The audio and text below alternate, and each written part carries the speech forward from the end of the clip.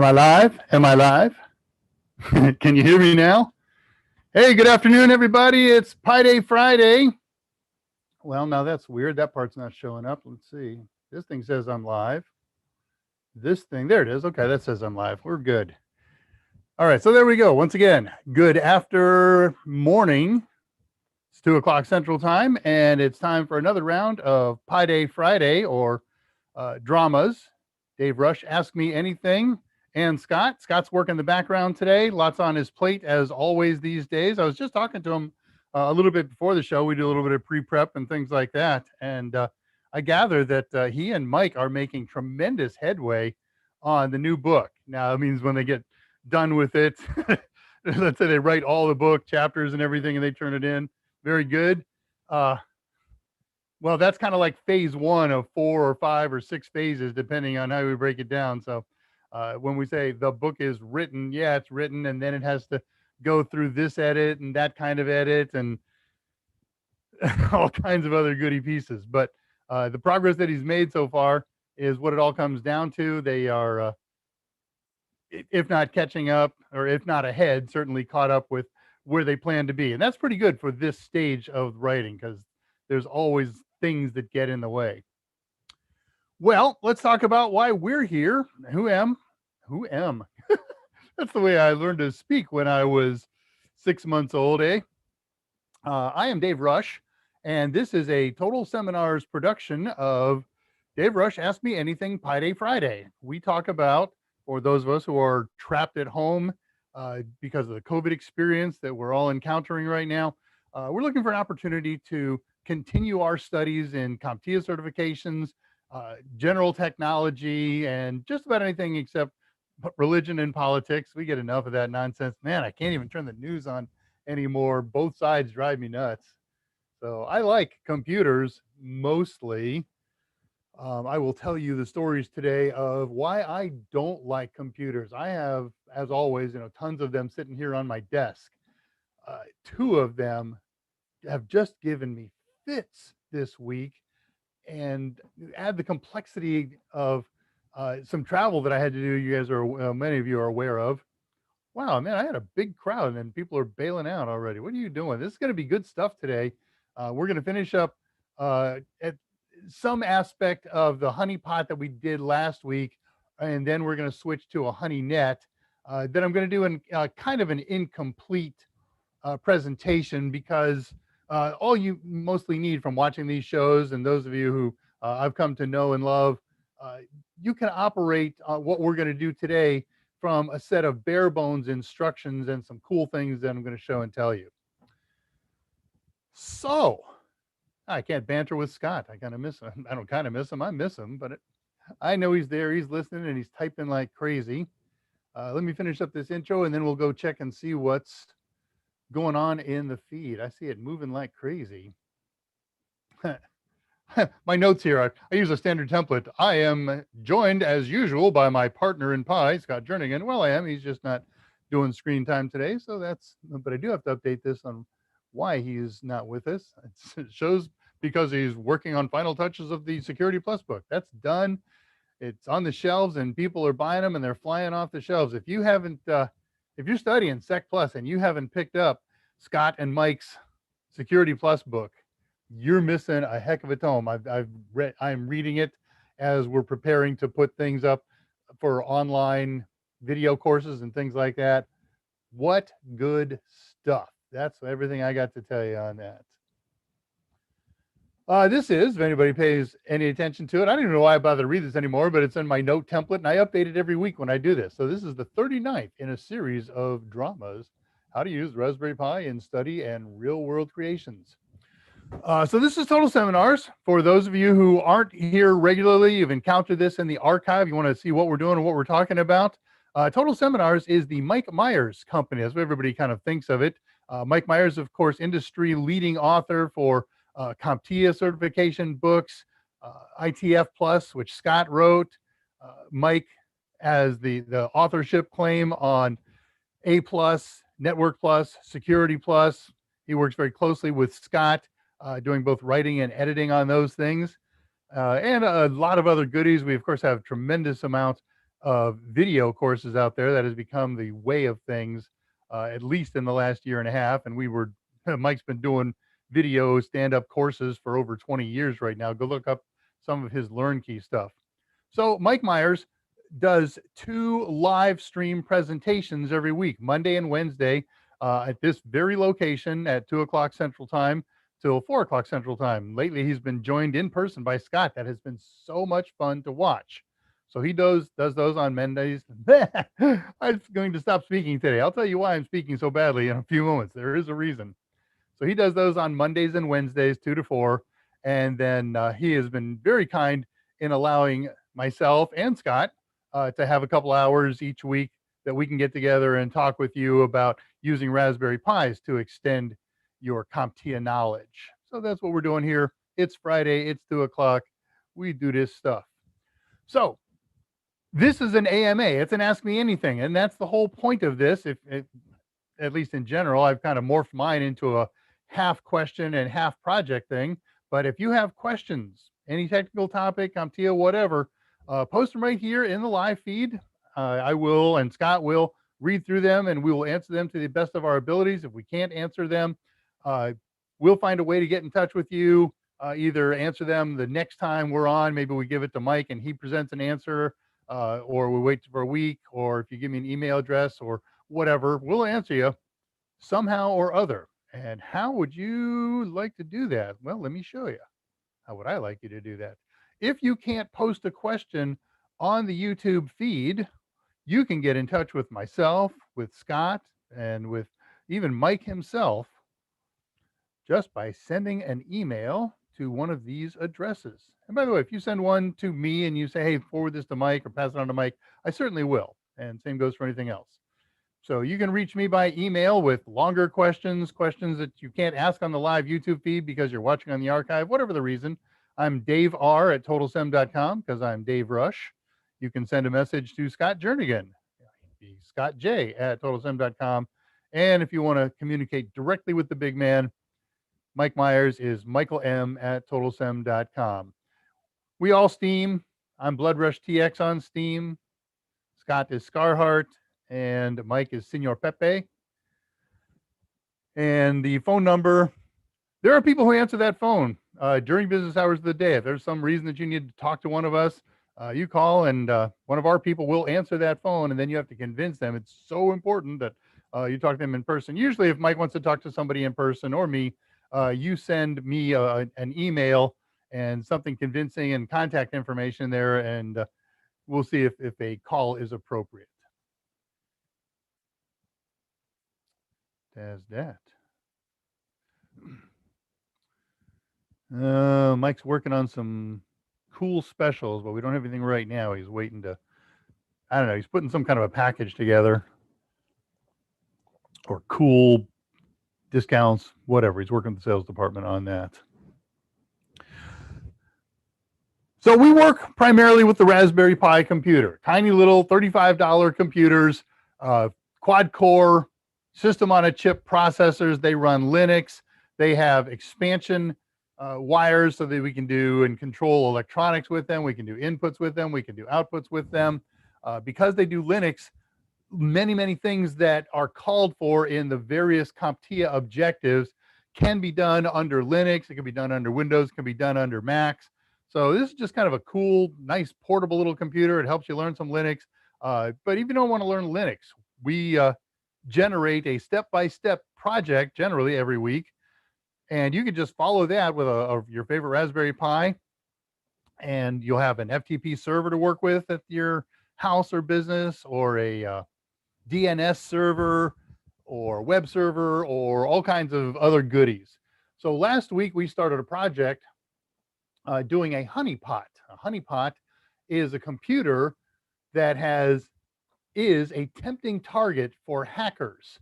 And we expose it to the internet so that, well, we accomplish a couple things with it. One, hackers are busy looking at this very tempting target. It's got cool files in it that looks like I want to take those, and it has cool resources that looks like I want to use those if I'm a hacker, like a mail server in there. I want to use this and blast out a bazillion spam emails. I don't want to do that through a commercial thing. They won't let me. But hey, if I find somebody running their own mail server and I can hack my way into it, I can use that and send bazillions of emails.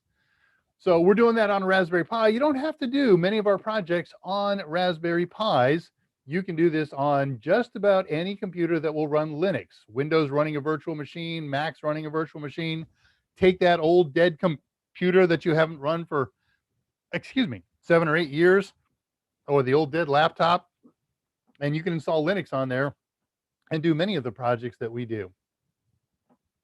Last thing before I get to questions on there, I'm going to try and make these a little more sprightly as we go on so I don't run long at the end. Last week was the first time I ran long, and 5 minutes for me, I'm still shaking over the whole thing.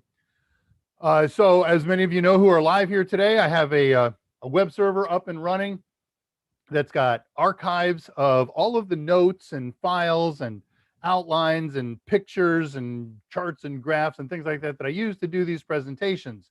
And you see most of them on screen, but if you'd like your own actual copy of them, you can do that by going to pi_r square. I'll throw a link in here and I'll put it up on the screen. pi_r_zapto.org. And Scott's got that link. He will probably throw that in the feed up before I do. But I'll put it up on the screen for now. So pi, the letter R, square, no spaces or underscores or anything, .zapto.org. There's 3 sublinks off the main page right now. One is the download my archive stuff page. One is an experiment that I'm working on, a photo gallery.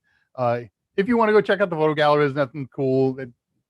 There was a gig that I did a couple of weeks ago in there. When you go to the gallery for the first time, every time you try and go into there, a little pop-up that begs for money comes up. Just say no thanks on that thing, and then feel free to browse the photographs. And there was a third link that I have on there. I put this up in the last week or so. If you have never installed a virtual machine and you're looking for some step-by-step and some background information and education, I've got a little PDF document. Okay. You didn't miss anything.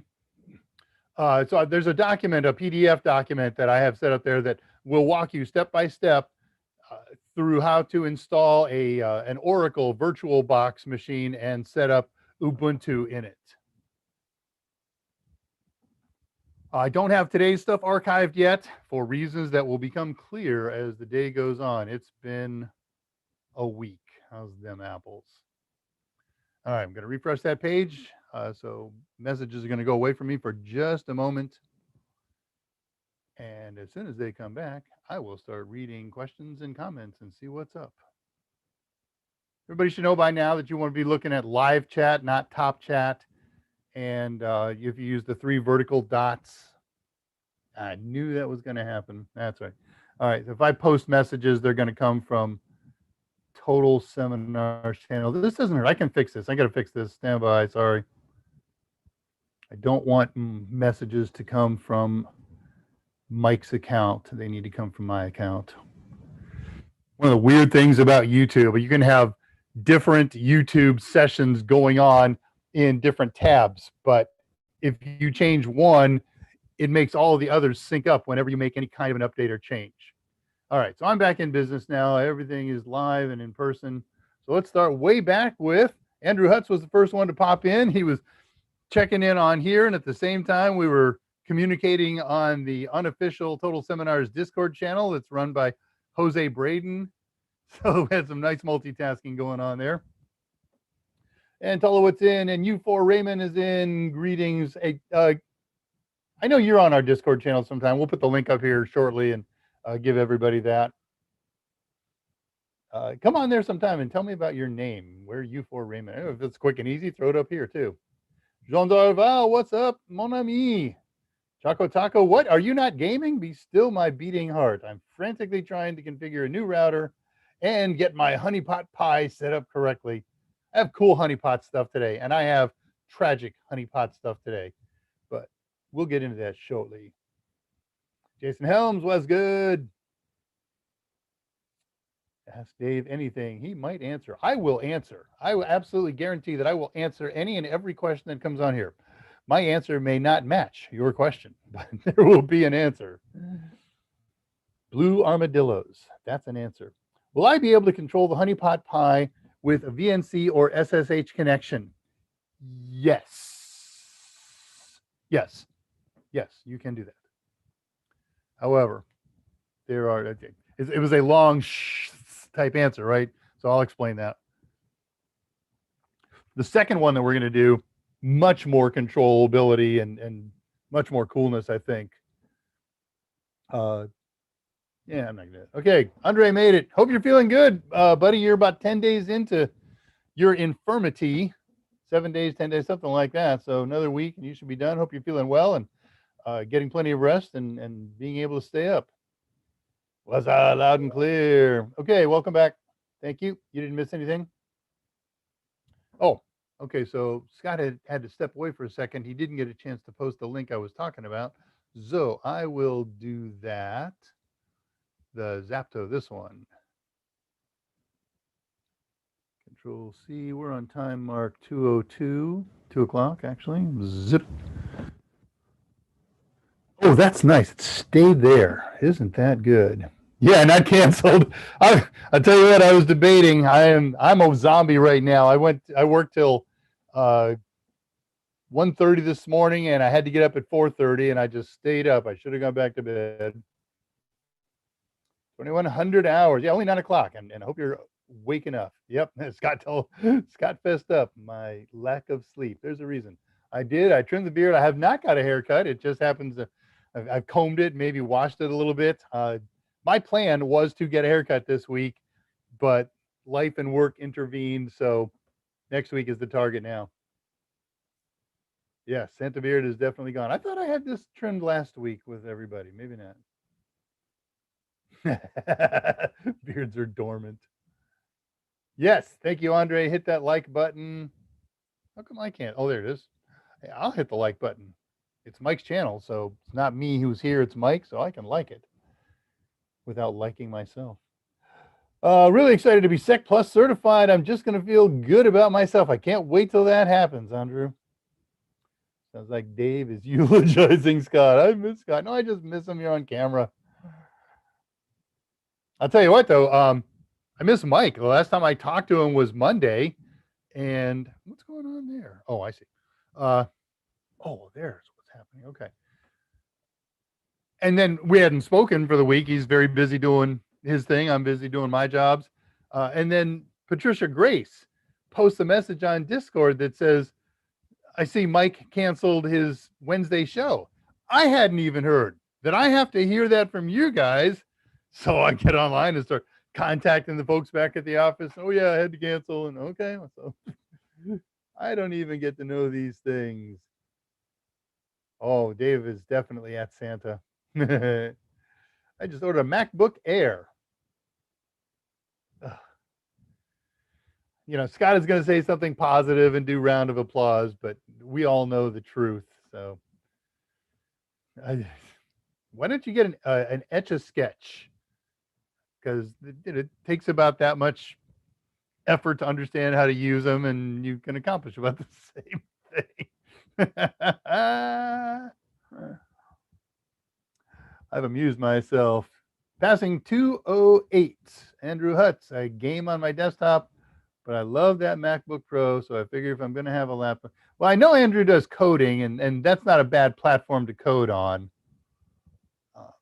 I don't see it anymore as the end-all, be-all video, audio editing machine now. There's nothing you can't do on there that you can't also do on a PC just as effectively. So my opinion, Andrew Hutt's M1 chip actually has some weaknesses in virtualization. Right, well, because it totally it lives in virtualization. So when you try to virtualize on it, you're virtualizing within the virtualizer. It's not a panacea. It's not, it's got good numbers, it's got good reviews. Just not for me. Total seminar sending because YouTube account change thing. I use different browsers for different accounts. That would work. I have so much stuff open because of space limitations. I live on one monitor as opposed to my 2 or 3 down at the office. So open up yet another browser on here to do that. Ugh, pass. Okay, Alice poked in with me before the show on the Discord channel and said, can she ask Sec Plus questions? And I said, sure, you can ask anything. So first of all, before reading it, I'm going to open up a notepad here with saved Alice questions. Oh, God. Scott.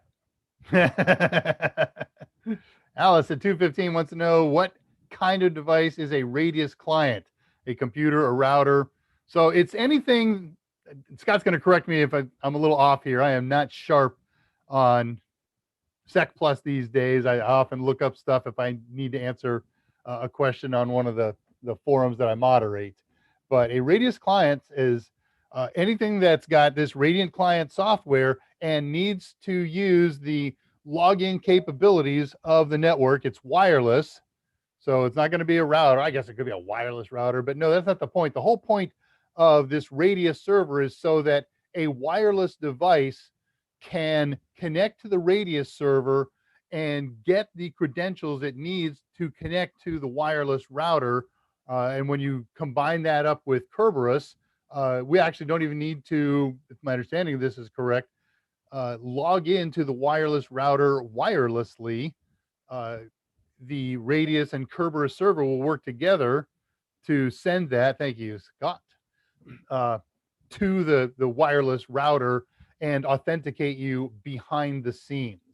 So yes, it's a computer, it's a wireless computer, it's another wireless device. I hope that helped. And Scott says I am generally right. So many thanks to Scott. Next.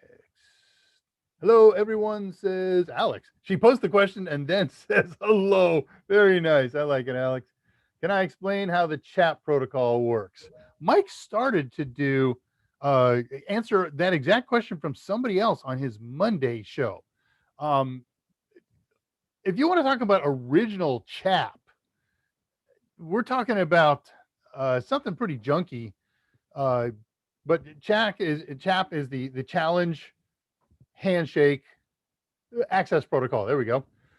Which simply says, here's a computer, a client, it wants to log into a server. Now the server's already got information that was set up with the account or with an account, and hopefully that's what our client is going to use. So let's say that an administrator sets up an account for Alice and creates a password hash at that time. So she's going to make the administrator makes a password, and the password is password. And then it gets hashed up and saved as a 56-byte hash or a 2000-byte hash, whatever it is. So now in the database, okay, thank you, Scott. Yeah, that's close enough. And we've answered that the way otherwise. So there's a database in the server right now, the login password account database, that's got an entry that says Alice, and it has a hash of the password. So here comes Alice sitting in a machine and says, hey, server, I want to log in using account name Alice. And the server responds and says, okay, what's your password?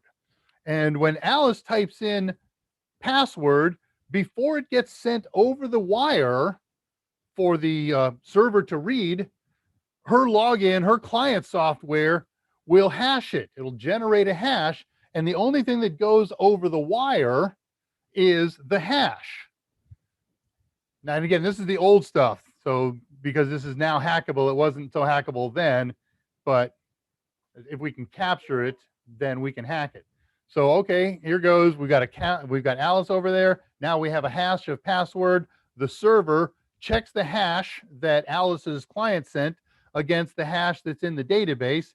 And you get that, right? The hash is in the database so that if anybody ever steals that database, they're not going to know what passwords are. They're just going to get hashes. And we know that hashes are one-way function. You can't unencrypt, decode a hash to find out what was used to create the hash. So it checks the hash against what's in the database. And if it's a match, then message gets sent back, you're approved.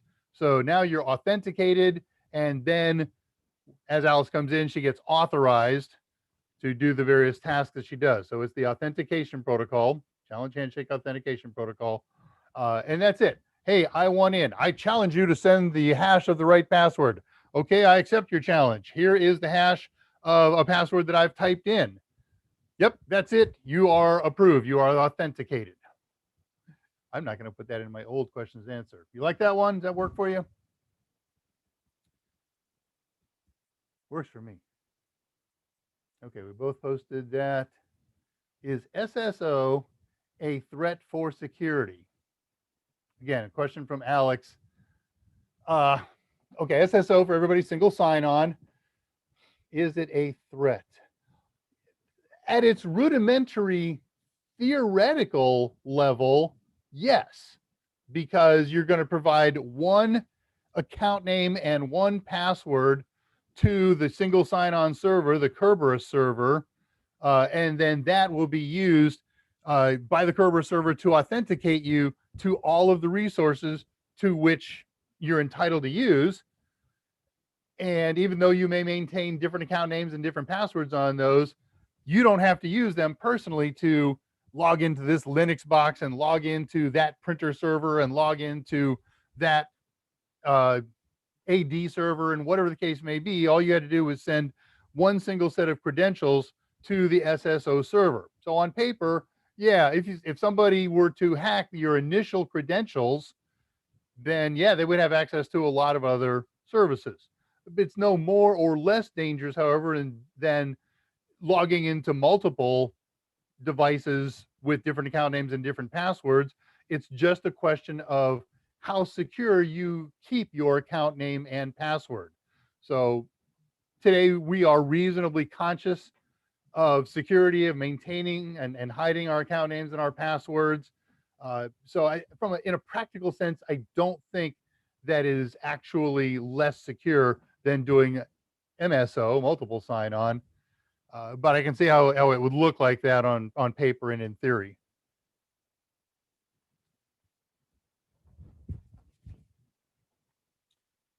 Dave. Okay. 220, Andrew Hutz has a great keyboard. Oh, are you commenting on my assessment of Apple products? Should have put a picture of an Etch-a-Sketch up. Wonder if there's got to be an emoji for that. It has a great keyboard, trackboard. That's a good reason to buy a computer, because it's got a good keyboard and a trackboard. Pass, trackpad. Between them and battery life, okay. Talk to me in 2 years. Again, we all love whatever new computer we get the day we get it, and for upcoming weeks, and then very welcome, very welcome. Oh, you weren't there on Monday. That's all right. Mike did a short explanation. I didn't do it much more. I think there's a T in that, Scott. But I'm not an editor, so I let it go. Chaco at 223. How do you update the firewall settings for the D-Shield honeypot after you finish the install? I'm going to talk about that beginning of the second hour, maybe a little bit before that. So bear with me. It sucks. How do we go with that? Oh, yeah, sorry, lost track of time. Hey, welcome, Zach. Good to see you, buddy. Friday. I hope your day is over. Yeah, you should be ready to hang. Ooh, goodness. All right, reading questions. 224. People talking. Thank you, Alex. Very good. Honeynets are all well and good, but I need to set me up a Moneynet. Amen. That's what I get for not looking at the author before I read the question. You can make a Moneynet. You just have to go to prison for it. I hear your state just did mandatory passports, vaccine passports. Sorry, man. I thought a Honeynet was a group of honeypots. I only have a pie. Yeah, okay. So the word has some morphology to it. Yeah, by strictest definition, a honeypot is a single computer.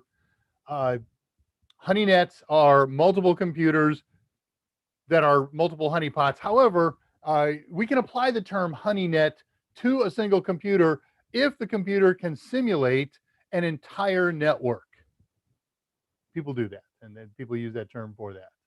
So technically last week what we did was a honeypot, and I suppose today we're going to do a honeypot, but I'm going to show you how very easily to turn it. First of all, it's a really good expansive one, and I'll show you how to add a second pie that provides more services and make a true honest to goodness Honeynet.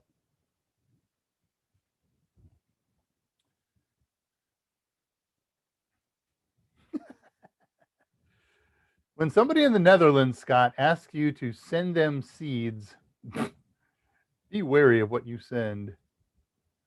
Yeah, there you go. This is big news this week in the trivia department about bear meat in the U.S. We cannot import bear meat, but we can eat our own domestic bear meat. I'm not going any further than that. I don't care. It's just something that's kind of bombarded me and my computer for the last 3 days. Moving past. Hey, I'm about caught up here. Everybody talking. I'm at 2:30. Hawaii has Vax passport only for inter-island travel. Huh. Yeah, okay. I can see and understand that. There's noise in my front yard. All right. No, it's sowing the seeds of love, not discontent. Cool. All right, well, back over to Uncle Notes here then. So where we've been, let's start to formalize what we've been up to and what we're going to do and what we're going to do about what we did. Last week at the May 7th dramas, we demonstrated running a graphical Windows game that we installed on our Razbox computer. Remember, Razbox has VBox running in it, Box 86 rather, and Wine. So we could run x86 code programs and Windows programs and Linux programs written for x86. It's an awesome set of things. So we just did a couple of minutes demonstrating that you could do a fairly complicated game on here. Over the preceding weeks, we overclocked it and we cooled the Pi. And then we installed all those different emulators and shimps, excuse me.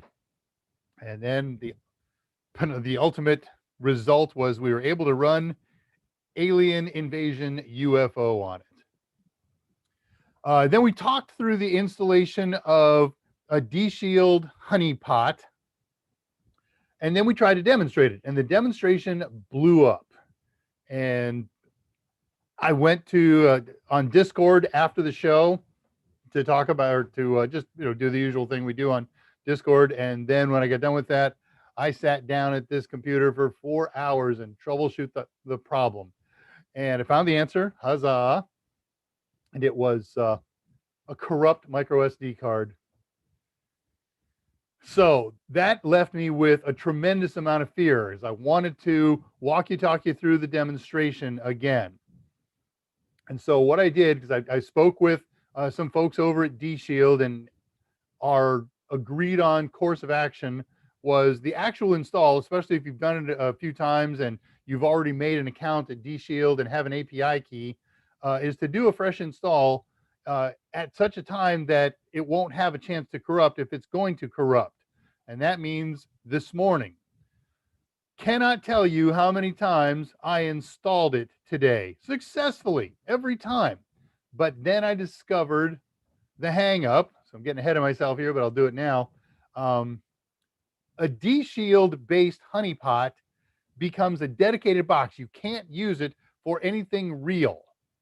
And that includes some types of PuTTY connections and some types of VNC connections, both of which are critical to demonstrate on here.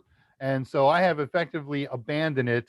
It's as a demonstration thing here. The steps that I walked you through last week are great. They're documented in last week's archives. You can follow my steps exactly step by step and the work, and just use that with a regular mouse and keyboard and monitor, and you will not have a problem. That's what I did all day today with all my installs and all my configurations, and they were great. And as was pointed out here by whoever asked, I think it was Chaco, about configuring the firewalls after the Honeynet installation, the default is to lock everything down, and I didn't have time to play around with those to get them opened up. And as I mentioned at the end of last week, uh, there is a Honeynet that I wanted to do in the beginning. I've had this in my notes for several months. And then when I found a tutorial that told me how to do it, I couldn't do it. Long and short, it was long, it was complicated. I had to pull down all kinds of support files that I couldn't find based on their tutorial. Uh, but then, late into the week when I'm ready to go with D Shield, I discovered that Honeynet is in the Raspberry Pi OS repository. And that being the case, it should be a really easy install to just do a sudo apt install. And it was, and it is, and we're going to do that. And then all you have to do is configure it after that, and wait till I show you the configuration on this. This is so cool. So here's my advice. Play with D Shield if you like, and especially if you can and will manage it from a regular mouse, keyboard, and monitor.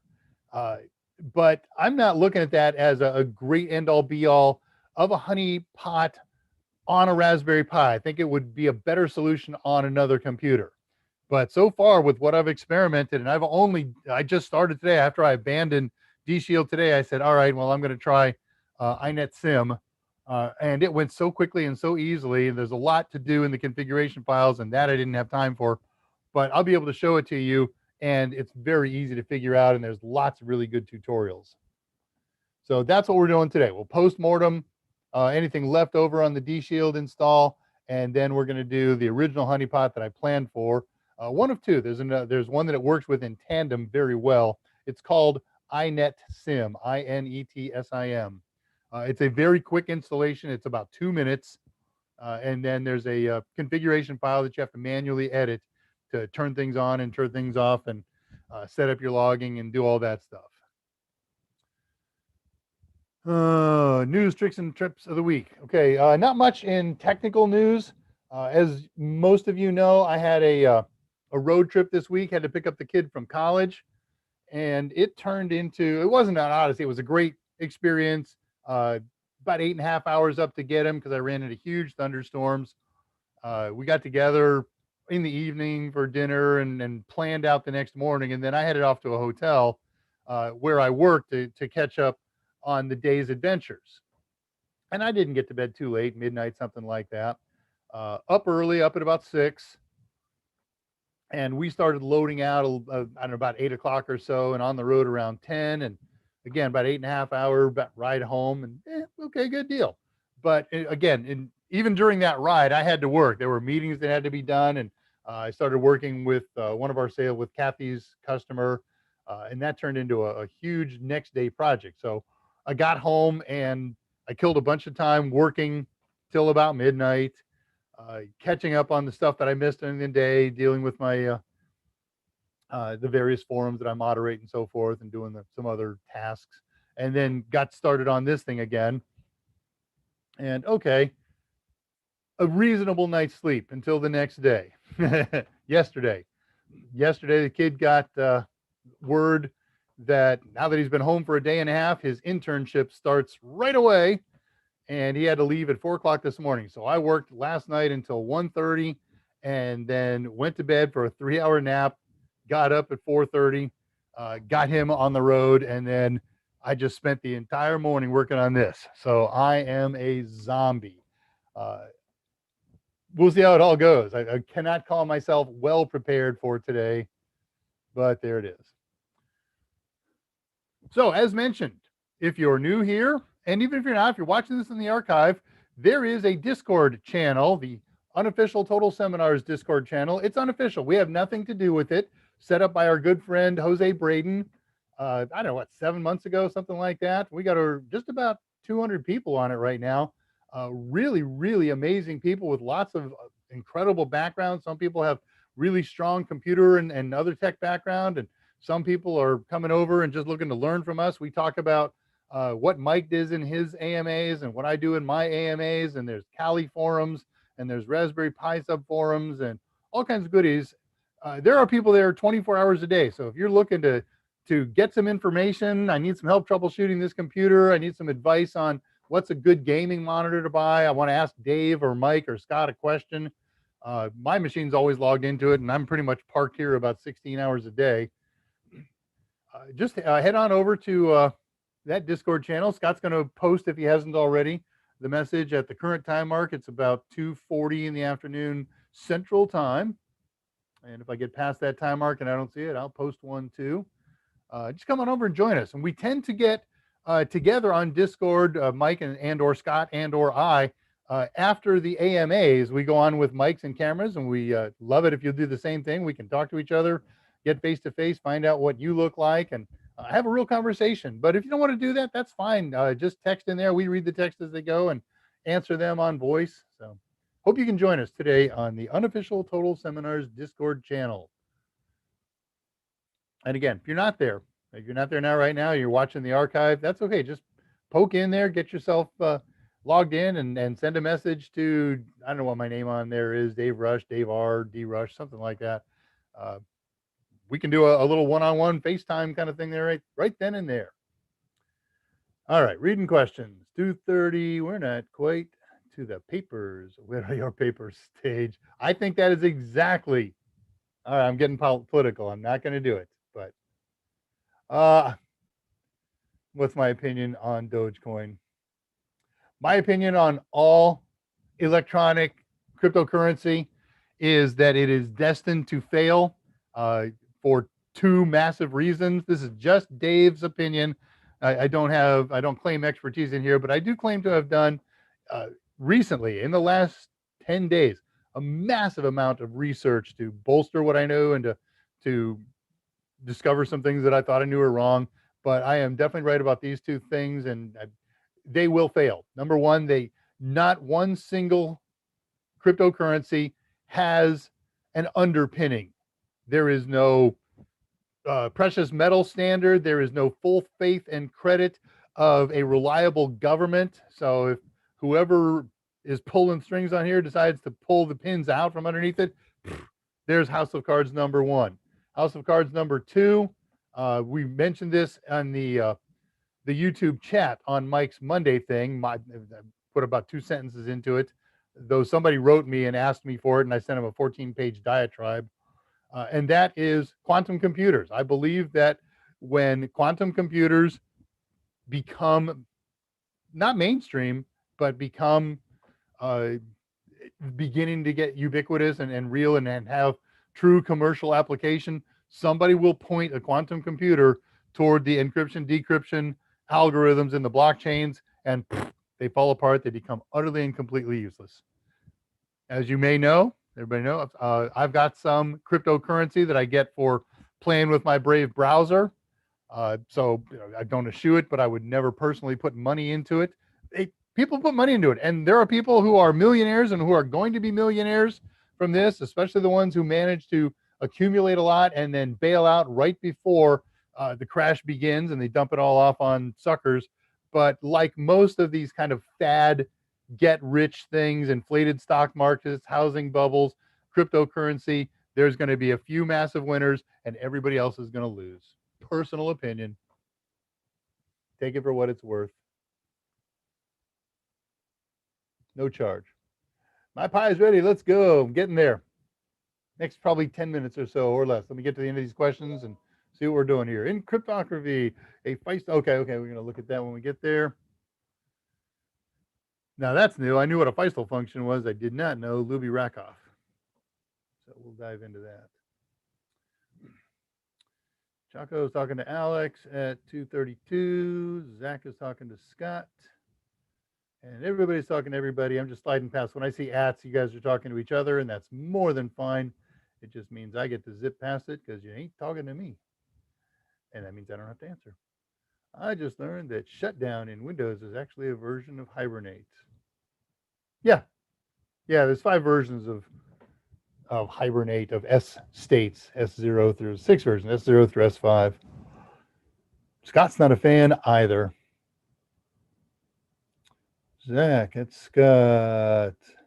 Oh, it's certainly volatile. I've watched my bot roller coaster over the last 3 weeks. Peaked about 3 weeks ago and lost 25% of it. Thank you, sir. I'll get into that. Journey in, don't understand the whole cryptocurrency. It'd be an interesting thing to do. I don't see it as part of a drama. CompTIA doesn't have anything to do with it, but or of an AMA. But it'd be an interesting thing for maybe Mike and one of his friends who's an SME on the topic to do a little presentation on crypto. I'll run that past him, or Scott sees him every day. Maybe Scott will run that past him.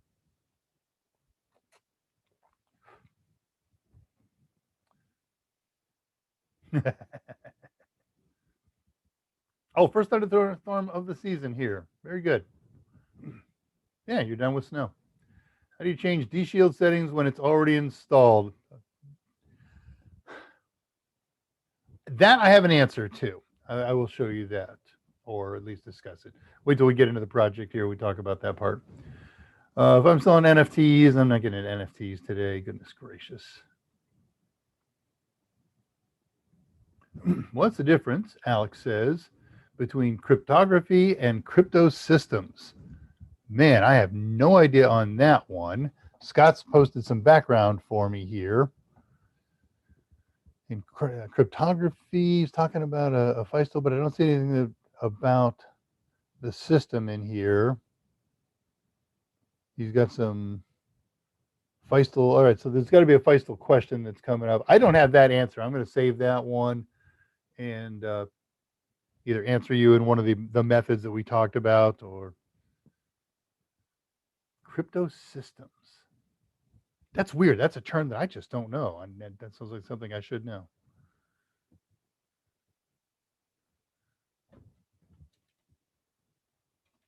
Okay, question saved.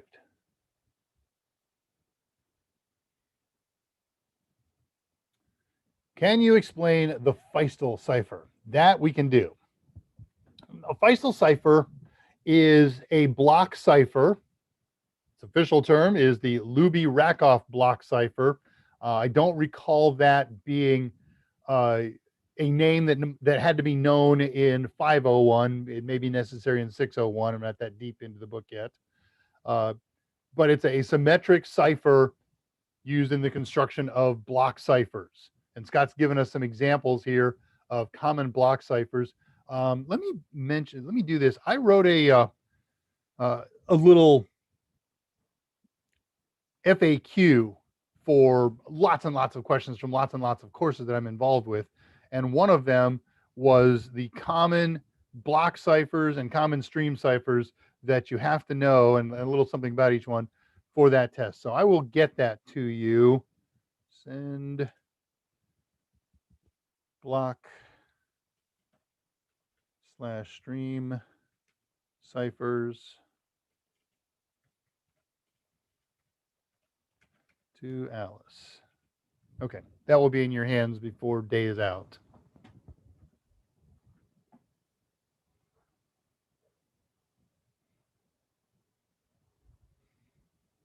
Now, as far as the mechanics of the FISTL cipher, that's one of the things that's really interesting about Sec Plus.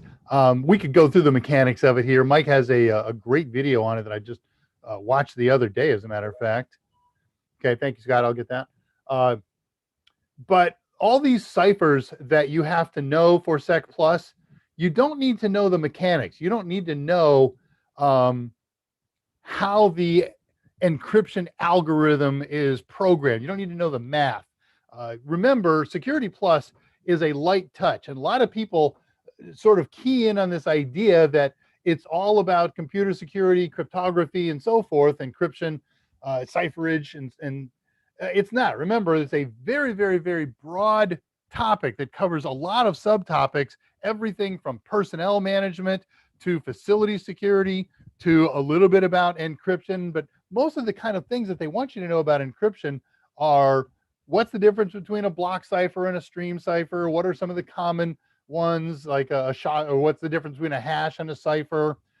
Which ones are block, which ones are streams? So we talk about block ciphers. We need to know RC5 is one, and blowfish and twofish, everything with fish. They're FISTL ciphers, they're block ciphers. Triple DES is in there. DES is a block cipher too. Okay, so Scott's come up with some official definitions. I'm not going to be able to go into depth on this, with apologies, but I will save this as part of my response, and I'll do some research before I send you my answer in detail. Hang on, I'm making a note here. That was weird. Okay, Scott. All right, so what Scott has sent to me on the back channel to help out. Oh man, sorry, Scott. There. Cryptography, the science of hiding information, usually via encryption. Crypto systems, specific implementation of encryption decryption. So AES is a crypto system. DES is a crypto system. So cryptography, the science of encryption or hiding information, crypto systems, specific implementations. Thank you, Scott.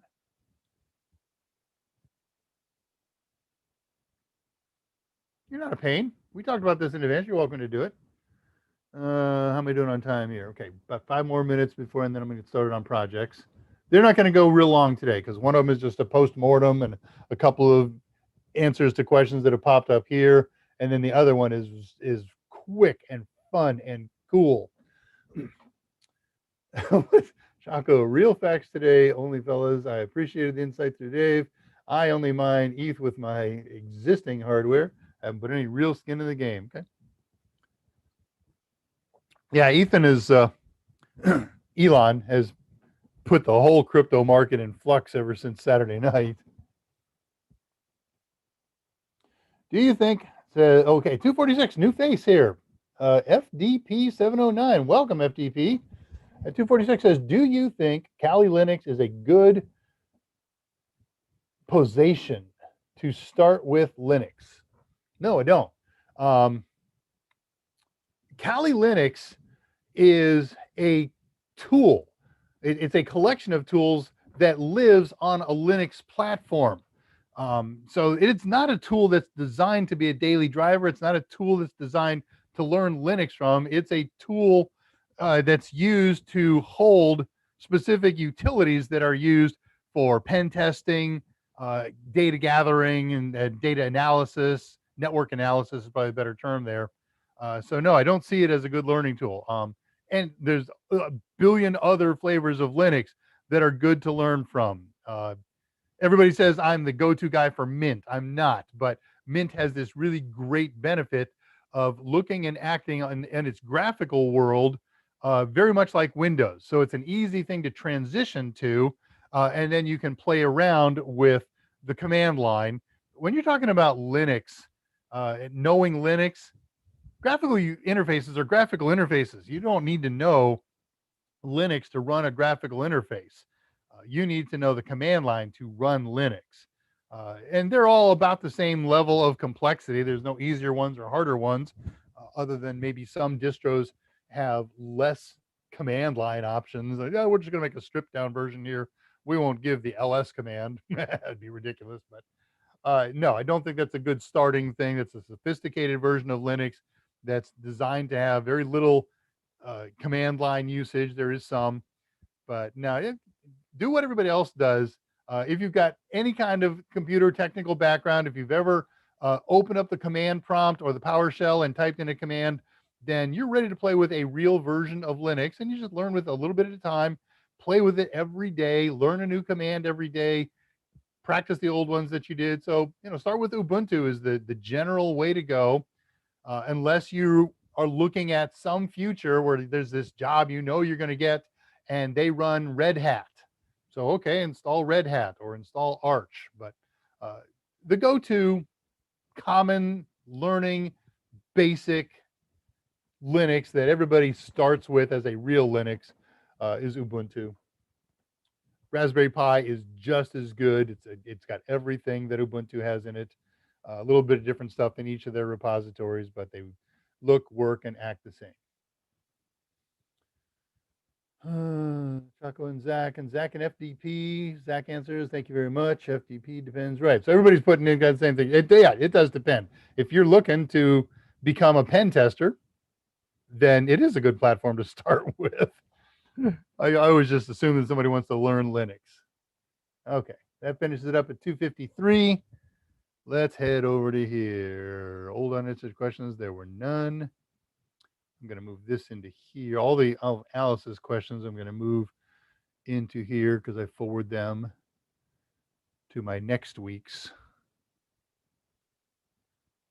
documents and save. All right, we'll put the Discord info up.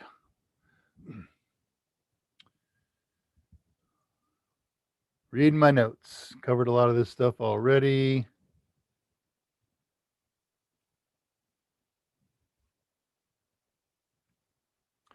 Okay, so let's just do a quick bit of review on the D-Shield install that we started last week and it crashed and burned. First and foremost, we have a site that we used a tutorial from. I'm going to put that up here. So if anybody wants to attack this, it's a fairly good tutorial, but I think it needs 2 modifications.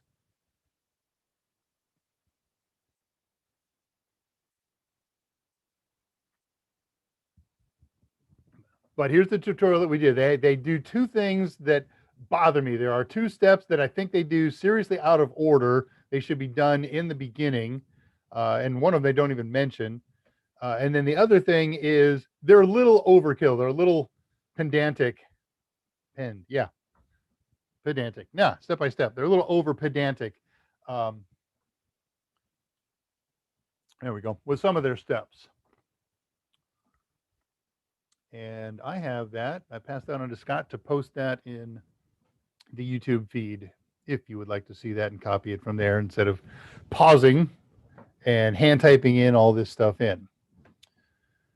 So the 2 steps that are badly out of order and the missing step, let's cover them all. First of all, that tutorial runs you through a bunch of steps, and then at some point it says, okay, now you have to stop and open up a browser on a different computer than we're playing with here is the easiest way, but they don't say that. Go to dshield.org, set up an account. And they don't tell you step by step how to do that. I do. And then once you've set up the account, you log into the account and you go into the account's dashboard, and there's a piece of information there called an API key that you got to copy and paste and put that on either the Pi you're installing onto in a notepad like Nano, or just put it on the computer and you print it out. You're going to need that number. And in my experience, in the many installs that I have done of D-Shield last week, this week, I have never been able to copy paste that API key into the box when you get to that part of the menu. I've had to manually type it in. So for what it's worth. The step they miss is they don't tell you in advance that you can't have the default password set up for Pi. Just before it starts the install, it does some security checks. And when it encounters that, it says, oh, this is the default. It just abandons the install process altogether and gives you a warning. It says, hey, you can't have the default password. So in the tutorial that I wrote up and is in last week's archive documents, again, it's up and running. I'll keep it running until bedtime tonight, which will probably be late. You can see that I've got those steps marked out in the beginning. There was 3 things. There was the missing thing. There was the API key thing. And whatever the other step is, it's all documented in the beginning of mine. If you want to follow their tutorial, you can. It works fine. If you have everything done in advance, the total installation time is 20 to 25 minutes. If you don't do the stuff in advance, you have to stop halfway through the installation, go back and make the change, and then start over from the beginning. And you have to add the time that it takes to set up the account and get the API key from dshield.org. So do that in advance, and then when you're ready to sit down and do the install, you got 20, 25 minutes ahead, and it's up and running. Now, here's where we're at. To answer, there are 2 questions that came up. Can I do this safely? I'm going to have to. I was debating doing this. I'm going to do it. So I've got the new Honeynet, pre-Honeynet, running on a computer, and I'm going to pull it out. I have a very, oh, wait, here's the problem. I can't do this. This is my D-Shield installation. I could pop that in the Raspberry Pi, but I can't share the screen with you to show you what's going on. So to answer the question that was asked about how do I change the settings on my honeypot, my D-Shield honeypot, after it's installed, you're going to love this answer. It's really funny. You do a fresh install, and it's not nearly as painful as it sounds because all the long stuff that got done is done, and so it happens much more quickly. You can do a fresh install in about 7 or 8 minutes, and then you just select the options that you want. Now, there's some other options that you can do with config files, and I never got that far because I got so frustrated with it and I abandoned it. But you could do a real quick, easy search. Your favorite search engine, Google if you're so inclined. Quant, if you're like me, QWANT.com is my search engine these days. Just look for the D-Shield configuration file tutorial, and you'll find all that good stuff. Then the other question, firewalls. Adjusting the firewalls after the fact. So that is something that uses standard firewalls. We can use, what are the two big firewalls? IP tables. So you can manually edit IP tables or use one of the graphical utilities to do that. That does work on the D-Shield box.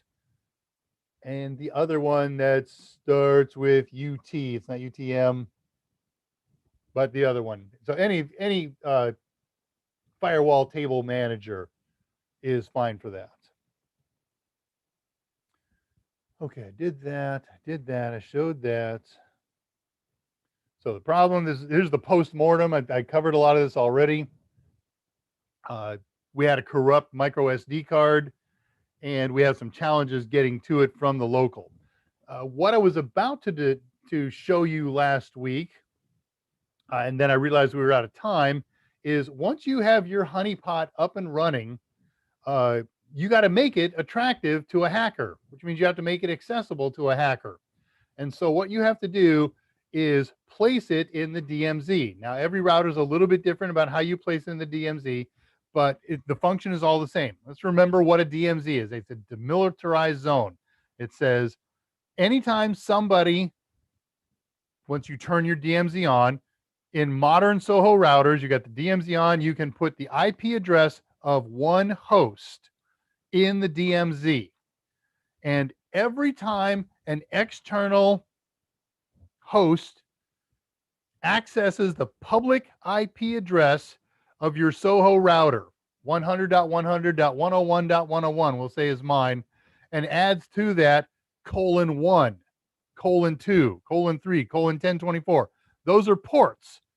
And what happens is with DMZ on, the router says, oh, okay, well, there's the DMZ. That means I'm supposed to take any inbound request with any port and pass it to whatever the IP address is of the host that we put in the DMZ. And it will do with it what it will do. So that's the danger of taking a real computer like a web server and putting it in the DMZ. Anytime somebody comes to your public address, no matter what port they use, they're going to send the message to that web server. And if there's no services that match that port number, good, your web server is going to ignore it. But once they find an open port, then they can start using that to hack and exploit not just the server, but to use that server to access the other devices in your network. That's the horrible, terrible, awful, evil danger. And that's why honeypots are so good. Honeypots are firewalled up the wazoo. Here comes an inbound port request for port 8079. Okay, DMZ on. I will send it to a host that's in the DMZ. And inside that host, the honeypot host, there is effectively a virtual machine that's completely walled off from accessing any other real network service. Now, they can leave certain holes in there so that you can get to it in management. Some of them do that, not all of them do. And they've accessed what looks like either a single host, and hey, I got to it. I got it on port 8079. There's some process happening here. Or they may discover that they're in, they don't know, an entirely virtualized network. And it can connect to other virtualized Honeynets and honeypots. So I'm going to show you how to put this in a DMZ, but there's one other thing I wanted to mention that I didn't mention last week, and that is, why am I doing this? Your network is pretty secure right now with your HappyNat router. It doesn't allow inbound things to it. I've expanded my network in recent months or weeks with a real web server. I don't have enough protection on that server yet that I'm comfortable leaving it port forwarded, port 80 and port 443, 24 hours a day. There's a bit of security technology that is eluding me how to do it. But once I get that, I'll actually turn this thing on 24 hours. So do I need a honeypot? No, I don't need a honeypot because I'm not trying to attract nuisances.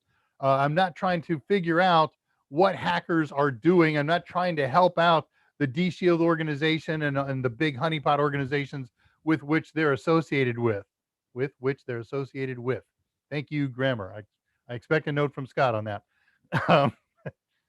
But for larger installations who are already tempting targets, like, oh, I don't know, an oil pipeline company. Wouldn't that be cool if I could distract them with a honeypot and they leave my network alone instead of implementing ransomware on all my real computers?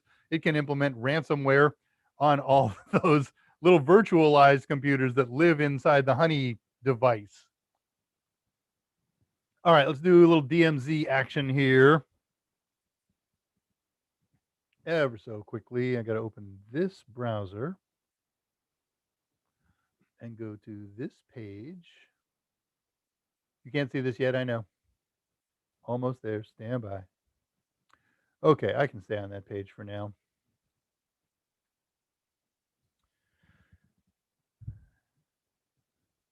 Und wir share. So this is an Asus Soho router. My connection comes through my cable modem, which is operating in pass-through mode, and then it goes to my Asus router, and this is what runs my home. So again, every router is going to be a little bit different on how you set up the DMZ. You can see over here, I'm in WAN management, and there's a tab that says DMZ. By the way, notice that I have a bunch of individually port forwarded things here. If you wanted to hit my IP camera, you would go to my public address :8181, and it would send that request over to a camera that's got an address of 1.155. But we're going over into DMZ. And first I have to turn my DMZ on, and then you see there's only room for one IP address. This is my current honeypot, 192.168.1.165. As soon as I hit the apply button on here, anybody who hits the public IP address of my cable modem router, my Soho router, with any port on it, it's going to send that packet, that request, to the computer at 192.168.1.165. Now, one other good thing about this router, it has a built-in firewall that's blocking every inbound port. So I would have to go step 2 into the firewall and turn it off. It defaults to on. So that's generally the same way you would do this in any Soho router. You find the DMZ settings, they're on the wide area networking side of things. You turn your DMZ on, you select the one host that's going to be the recipient of the barrage of attacks that are, if I leave this open 24 hours and log it, I will have zillions and zillions and zillions of hacker hits over that 24-hour period. I'll apply it for a couple seconds here if I didn't already. Waiting. There we go. Okay, it's on. That was probably done that. So if I got to turn it off, enable DMZ, no. Apply it again.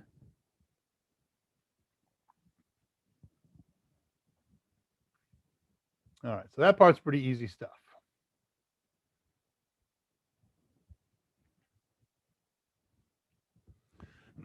So I want to talk about then, because of the challenges of DShield, with a firewall called iNet SIM, all one word, INETSIM.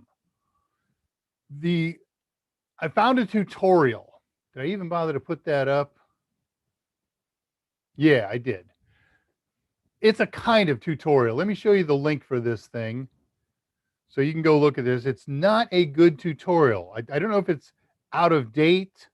It's fairly recently written, but it is decidedly incomplete. And it's this first one here, red pill. Yeah, redpill-linpro.com. You can read off of here, pause your screen and type this thing in. And I'm going to show you the page in a second here because it's very interesting.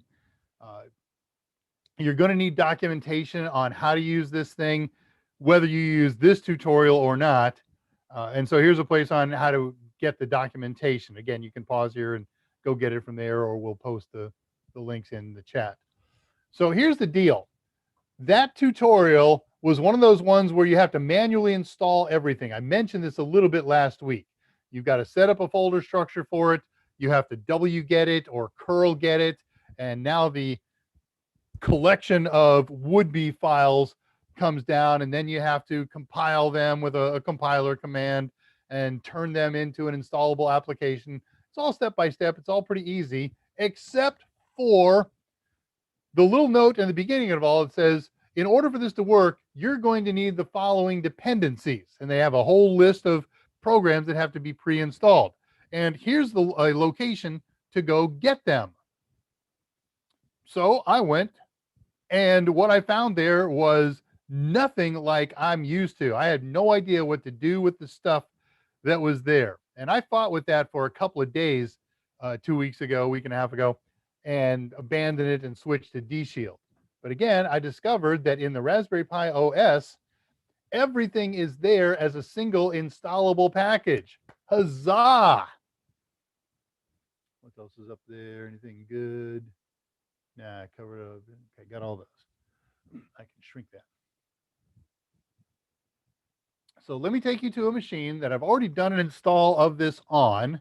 And I'm basically going to fly by the seat of my pants here now. I haven't written up much of a tutorial because I found, looking at my notes, stand by, something that I do want to share with you. Oh, I haven't gone down far enough. The wizard, the wizard, the wizard.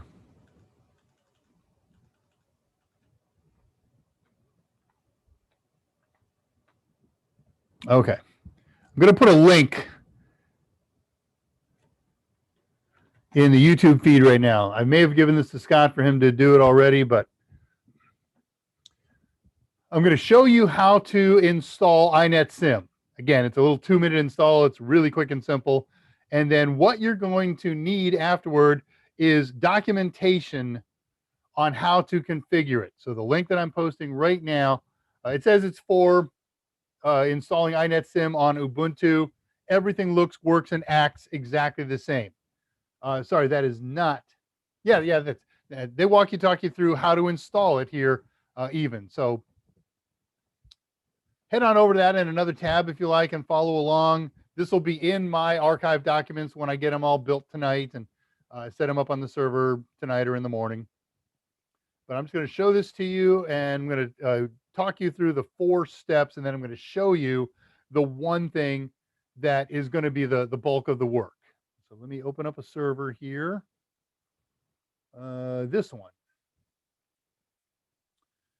And all you need for this one is a fresh install of Raspberry Pi OS. And I did a full install because I used a 32 gig card. That's plenty of room on there. Doesn't take a lot of horsepower. Doesn't take a lot of RAM. So I have this. I hope I typed that in right while I was talking. Yeah, I did. I have a 3B that I threw this in. And I haven't done a lot of experimenting with it, but I've experimented with it today, and it's been just awesome and fun. All right, let me set up the share.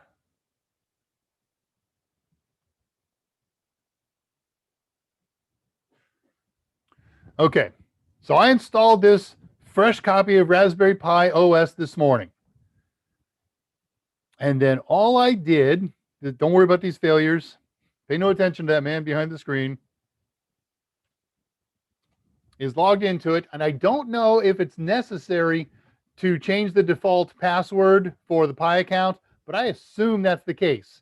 So that's the one step that I did beyond my normal installation routine. All right, then open up a terminal session. You could also connect to it with a PuTTY session or as other SSH utility. And then really simple, straight from the tutorial. And I didn't even look at the tutorial. I just did this and then found the tutorial to see what I needed to do next. Everybody's favorite command, sudo apt install inetsim. Make sure if you're using an older machine, you do an update upgrade.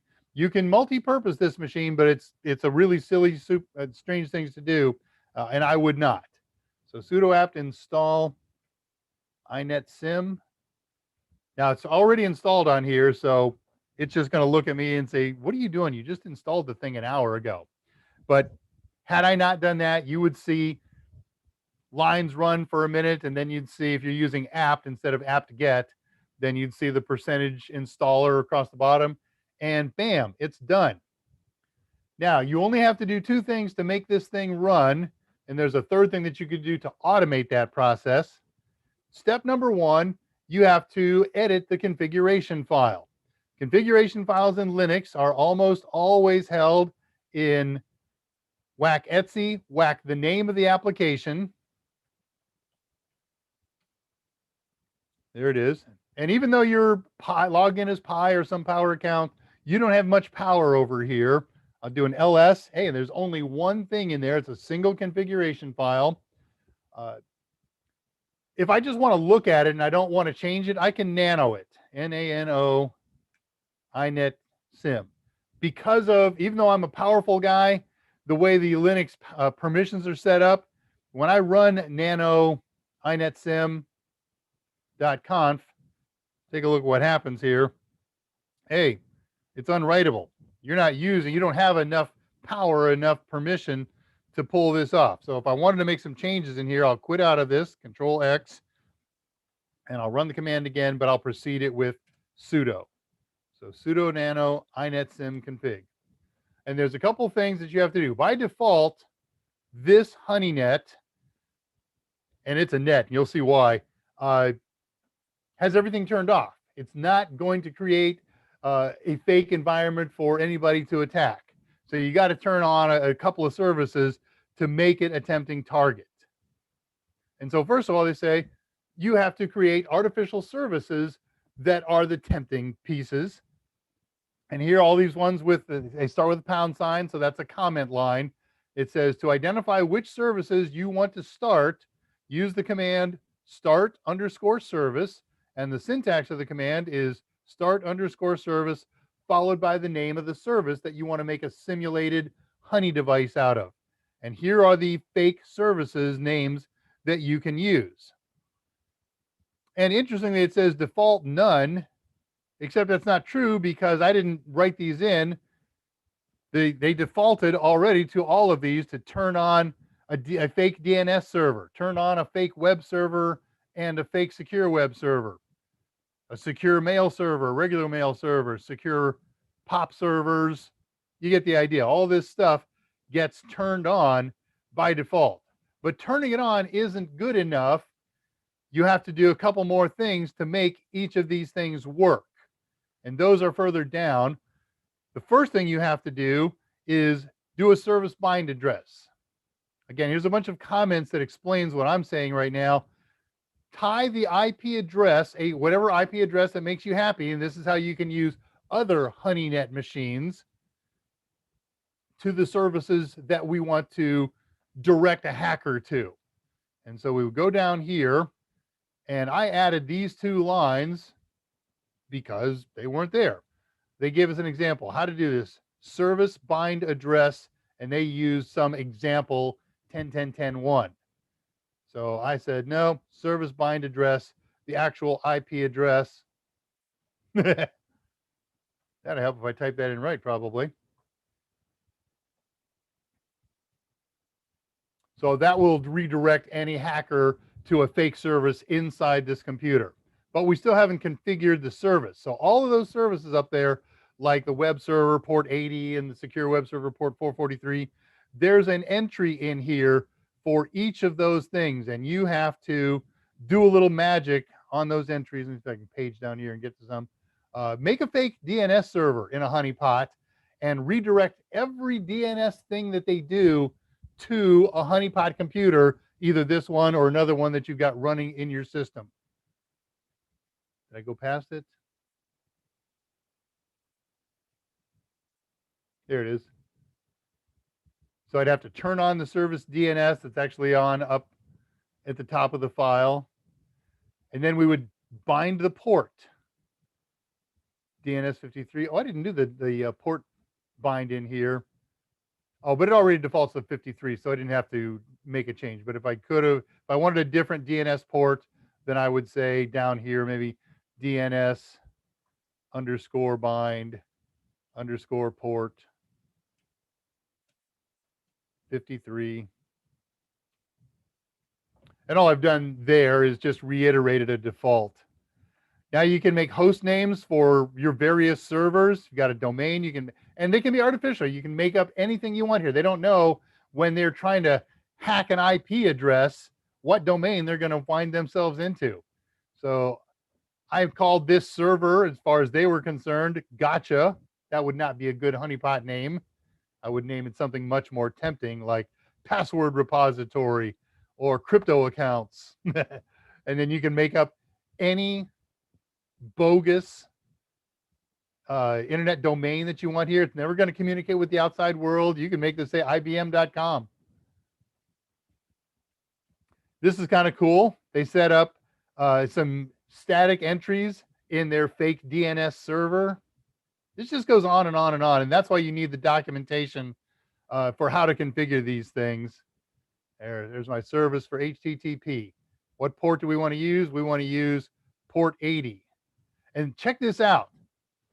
When you hack, when you're doing pen testing on a host, especially if you're doing deep pen testing or what they call fingerprinting, they're going to find your web server and they're going to say, hey, what kind of software is running this web server?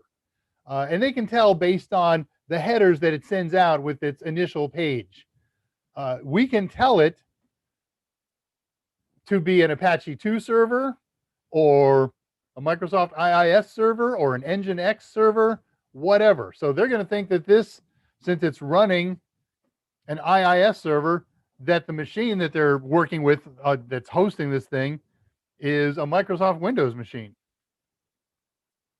All right, I'm not going to go through any more of that stuff. It's easy. Oh, except for this, fake files. So they're hacking the fake web server. Give them some fake web files for them to find. You can see there's tons of them. And these are the defaults. I didn't put these in. This comes with the iNetSim Honeynet. All right, so done with that thing. I'm going to save that because I made a change in there. And now to run it, you could say here and run it. You could go to the folder where the run program is. You can do it from anywhere. If you do it from anywhere, you type in the path to where the run program is. It's in whack user, whack bin, whack, and then the name of the program, iNetSim. Not going to hit the enter key on that because it won't work. Number one, because it's not fully configured. Number two, because in order for me to run it, I have to do it with sudo.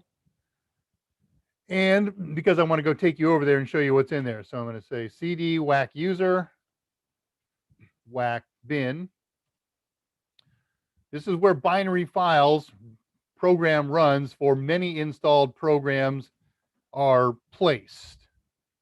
So every one of these is a runnable program. Some of them are automatically run by Linux whenever it fires up. Some of them are ones that can be manually run on an as-needed basis.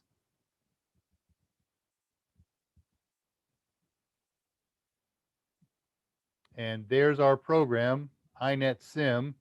And I just type in the name of the program with a sudo here, sudo iNetSim. And here she goes. So we would want to automate this process after the fact. Hey, we got rid of all the failures now because I had that wrong IP address in there. So dumb. All right. So this thing is right now, it's an in-house guy, right? But it's running fake finger responses and fake time. There's a feature in there where you can set the time zone and the time of day. So they think they're hitting a server in Bangladesh based on the time. And there's web servers. The quote program runs in here. If you ever run the quote program, it's a daily quotation thing. Show you how to run that sometime in another thing. There's our HTTPS server. I saw it, and then I hit my mouse scroller. You guys are probably looking at it. There it is, HTTPS. And there's my POP servers running and my mail servers. There's my HTTP server. So this thing is honeypotting. So I'm done. It's running, except it's not useful now for a couple of reasons. One, it's only in-house. Step one, I got to put this in my DMZ. Step two, I have to turn off the firewall in my Soho router so that it's accessible. Next step, I would want to automate this, or maybe I don't. Depends on your use. If power crashes, do I want this to fire right back up when power is restored? Yeah, I probably do. In that case, I want to automate this start during boot up. If I'm just doing lab work with it or purposely just exposing it right now because I want to see what hackers are doing, inside there are the logs, and they tell you where the logs are and what they are, so you can watch those logs in real time. That's cooler than heck. So to stop the program, it's really easy. We just leave it running in here in the terminal session, and to quit, it's Control-C. And everything is stopped. So this is one of two pieces of a really awesome Honeynet. Right now, it's a single computer. So let me show you one other neat-o thing on how to begin building this amazing Honeynet. I need a web page that's over here. There it is. And then we share it because sharing is caring. So this is that red pill, not very good tutorial, but it's a good explanation of the way he uses iNetSim to create a Honeynet.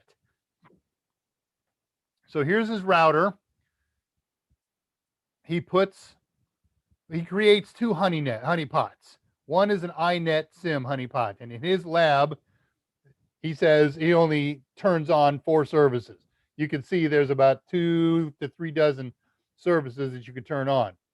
And he says one of the kinds of services that are really, really, really tempting to hackers are SSH servers and telnet servers. And that's absolutely true. If I can establish an SSH session with your computer, I have access to all of its utilities, including all the utilities that will allow me to explore outside of that computer. So he said, this is what I'm going to put in the DMZ. And I will set it up so that it's running an SSH server and it's running a telnet server. The name of this thing is the kathyy Honeynet. And when you set up any kind of honeypot or Honeynet, a kathyy accommodation will be set up, a kathyy user. You'll find that when you install DShield, a kathyy user gets set up. There's a message the first time you install it that says unable to shut off kathyy. Yeah, because it's a new install, but later in the install it does that. And then this thing is also set up to receive all the other port forwards. So everything in the DMZ requester from here and sends it over to the iNetSim server. So now they're working together. I'll take care of the SSH and the telnets, and anything that's not an SSH or telnet that gets requested in the DMZ, I'll send that over to you and you handle it.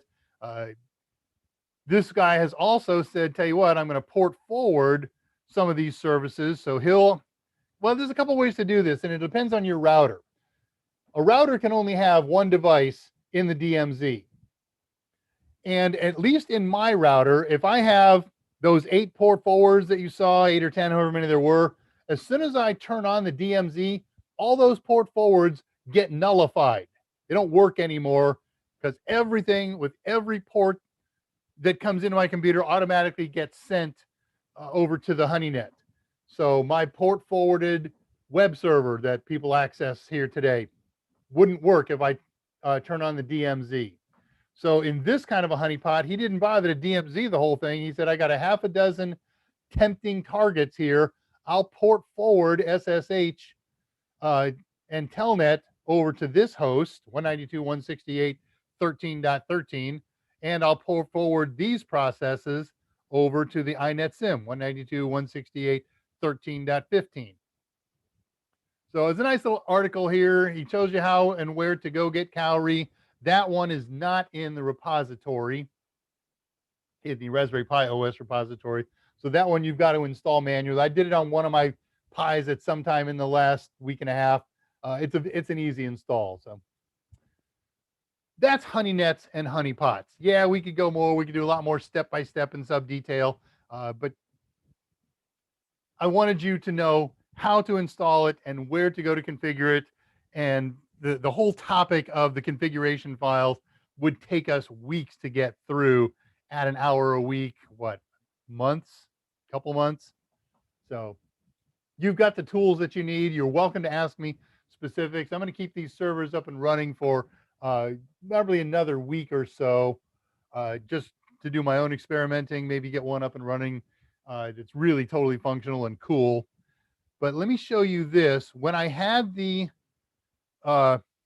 D-Shield successfully running last week before you joined me, I did some neat experiments with it.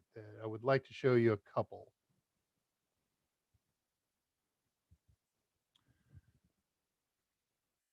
So first of all, I ran an Nmap on it. Let's zoom that a little bit.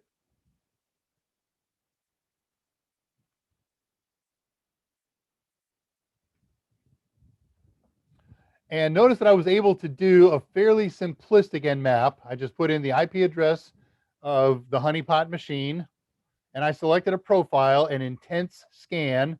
And that's what ZenMap does. It takes graphical input, pull down menus, and it creates a command line with the appropriate switches on it. So he says, okay, I'm going to run a -T4 and A for all and V for verbose.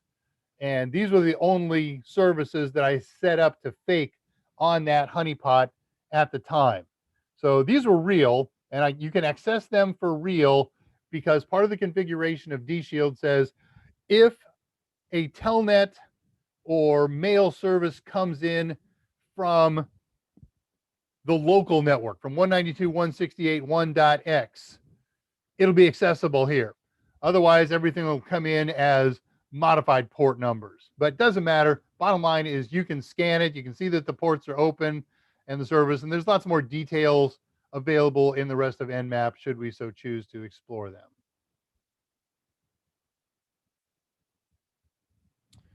And I did.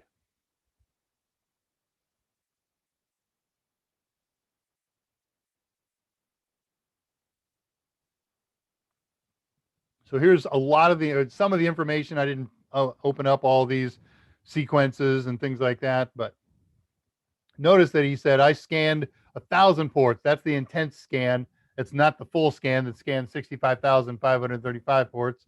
It says I found 996 of them closed. That was a firewall configuration out of the 1,000 that I scanned, and I found 4 up. That kind of makes sense.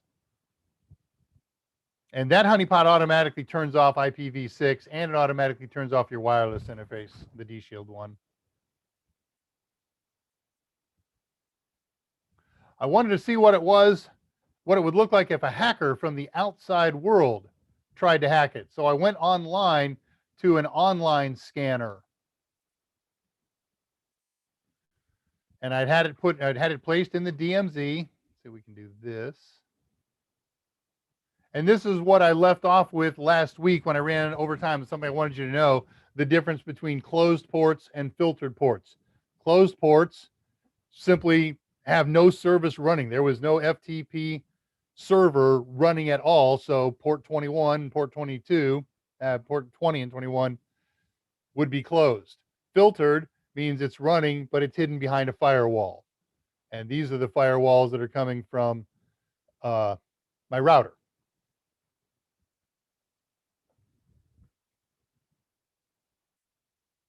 So that's kind of a cool thing. You want to scan any IP address in the world from the outside, just do a search engine search for online IP scanner, and you'll find plenty of them out there. You just put the IP address of whatever host in question you got in mind, the public IP address, and it'll come out and generate reports like this. They're not real sophisticated reports, but you can get some good information.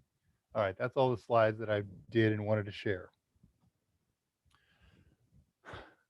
That completes as much as I'm going to do on honey nets and honey pots. I could do much more. It's a college course, man. We could do this for a semester. So why do we do this? Because Sec Plus wants us to know the difference between a honey file, a honey pot, and a honey net. We want to know some practical uses for them. You don't have to know the nuts and bolts. You don't have to know names of common or popular ones. This is a tool that's a great tool for pen testing. We're teaching a pen testing course, perhaps, and I want somebody, I want somebody to encounter my honeypot and waste their time either pen testing it or hacking it. Very good. All right, so let me shrink that guy down and go take a look at Castellones. I am not going to run long today. We got 25 minutes left in the drama. Oh, let's see, I got to update this thing. My deal with, I don't know if it's YouTube or if it's me, but if I do any kind of a long screen share, my YouTube viewer goes way behind. Now, watch it change me to the mic account. No, it kept me to my account. I'm so pleased. All right, I left off at around 2:53. I hear from my good friend and backgrounder, Scott, that there's a couple real questions that have happened. But I'm looking at this and saying, well, there haven't been a ton of stuff anyway, so I'm going to read it all because I got time. Run DMC.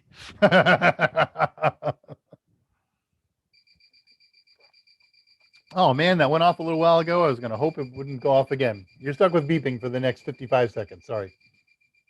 Yeah, that was too easy. And yet I didn't think of it. Now you got to turn it into a DMX thing, huh?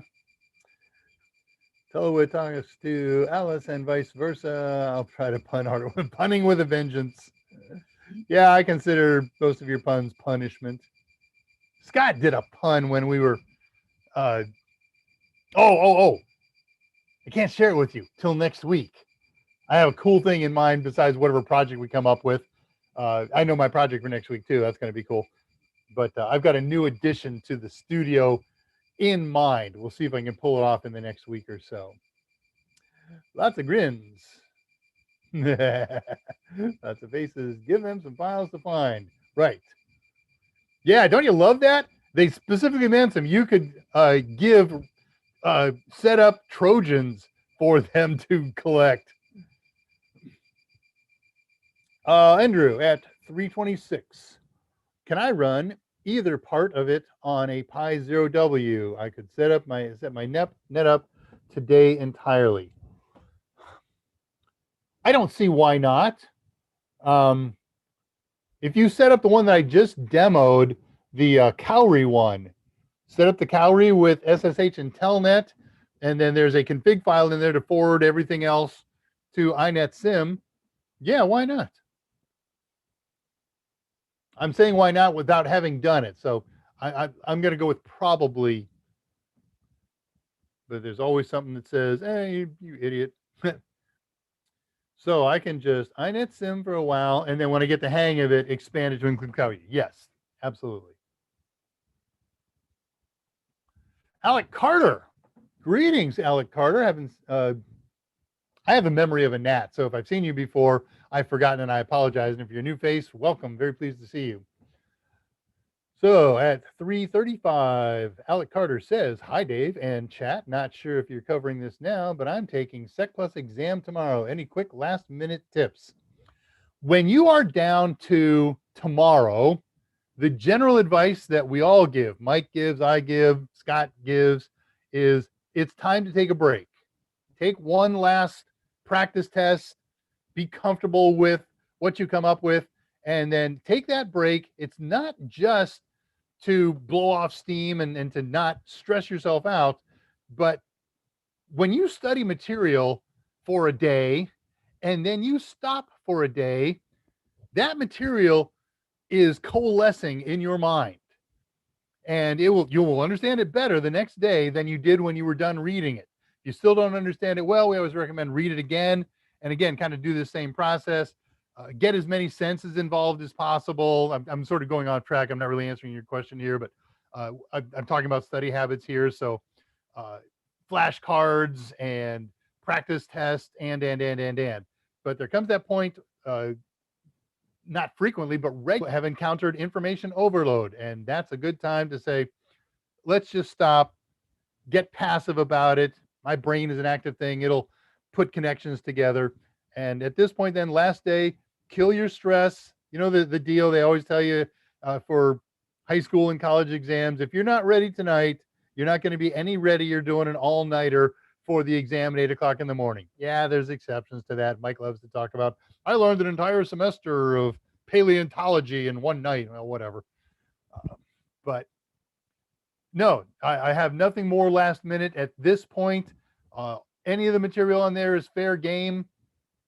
So you've studied all however much time you put into it. It's now time to say, do it or don't. And I wish you the best of luck. Everybody here does.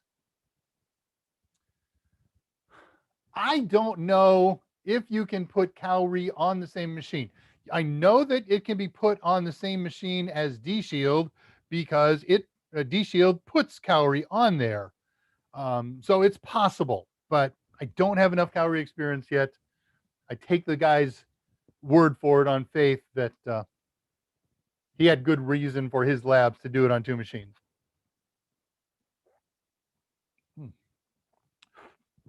This is a new concoction. You know, I always drink lemonade when I do this for my voice. I had an open can of pineapple chunks, so I threw some of the juice in there. Man, lemonade and pineapple juice, that's heaven. Hey, look at that. Here comes all the good lucks. I knew everybody wish you good luck. Hey, I'll tell you what, Alec, join us on Discord after this. Everybody will fire up. Everybody, a bunch of the locals here will fire up right away, and I will join 10 to 15 minutes after the AMA is done. I got a little bit of life to deal with here at the house after these things. And let's talk about it. And certainly I want you to talk with the folks there. I want you to talk with Alex. She's just deep into it. He goes by a different name. Andrew Hutz on here is the green. You'll post it for me, Andrew. I know you will. The Green Abyss. He's over there. They're studying, and we got lots of people who have taken it recently. So come on over, and we can talk about that. Right. That's the general advice. Look over the PBQs. They're always going to be at the beginning, and don't kill any time on them. That's another great way to use your passive brain to cogitate them. Look. Just take a quick read over of all of them, and then go do the multiple choice questions. And then when you get all done with those, because they're quicker, then you can go back, and you've already put some thought time into those things that I need to know. I know what I'll be looking for, stuff like that. You're going to get somewhere between 3 and 7. Most people do performance-based questions, PBQs. Does iNet Sim have real-time monitoring at all, or just Cowrie? No, iNet Sim has real-time. Join us. Yes, please join us. And if you don't already have an account, use here. Well, Scott, if you would be so kind as to repost, you just did. You reposted the link. Way to go. So hit that link, and that'll get you in and make you a full member of Jose's unofficial Total Seminars. I was going to say Discord. We have no discounts today. Green Abyss, you got it. It's like a cult, but without the goat sacrifice. That's true, but we do have to wear the goat skin leggings, and otherwise we dance naked before the fire at midnight. Yeah, there you go. Alex is working on this. Zach is working on it, or did he finish? I don't remember. Wait, you stopped the goat sacrifice? Sorry, man. We ran out. That's the problem. The farmer next door caught us, and things went cattywampus, pear-shaped to use. Man, I'm excited about it. Playing more with this iNet Sim. Okay, so you get a lot of good information from that server, or from that website, Precision Sec, installing and configure iNet Sim. Zach is studying for Sec Plus. Thank you, Scott. And thank you, Alex. Everybody knows. You guys are good. That's such a good group over there. So many people, so many smart people, so many dedicated people. Scott. Okay, let me check my notes here now, see what other kind of goodies I can find as we kill the last 15 minutes or so. I could do maybe I'll end 5 minutes early today just to even out last week's. So if you got any questions, now's the time to post the rest of them. One of the things that I'm going to ask, maybe I should keep this under my skirt, but I'm not going to. I'm going to ask Mike and the other powers that be above me if we can do one giveaway per show and sort of keep that going. That helps everybody. Send me your input. I'll go through my list of possible topics. Mike's show. Okay, so Mike skipped off Wednesday. Didn't skip off. He had a prior commitment or a conflicting commitment, but I know his plan on Wednesday. Boy, excuse me, got the hiccups. Was to do load balancing. So my guess is if that conflict doesn't take too much of his additional time, that we will probably look at load balancing next week. And as for me, I did this honey pot net thing because of a request from Alex, who probably already knows way more about this. She does that sometimes. She takes a topic that she knows about, and then she feeds it to us as a seed question so we can look like fools. Sometimes she actually asks a question that she wants the answer to, but I think she knows so much more about this than she lets on. And a day or two after that, Andre de Goyert asked a question about ways to connect a Pi Zero. And I had never done it the way everybody else does it.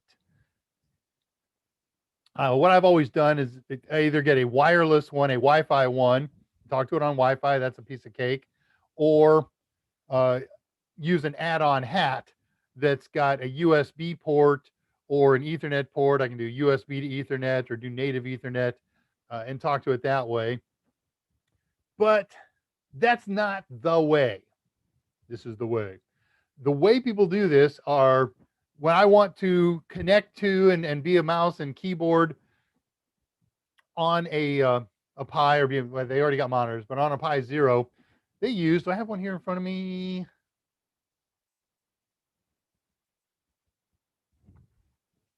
I do. Stand by. Oh man, are they all upstairs? They are. Yeah, never mind. That's right. Everybody's seen one. You can take a USB to micro connector. We'll pretend. Got a USB here, and we'll pretend that this is a micro connector.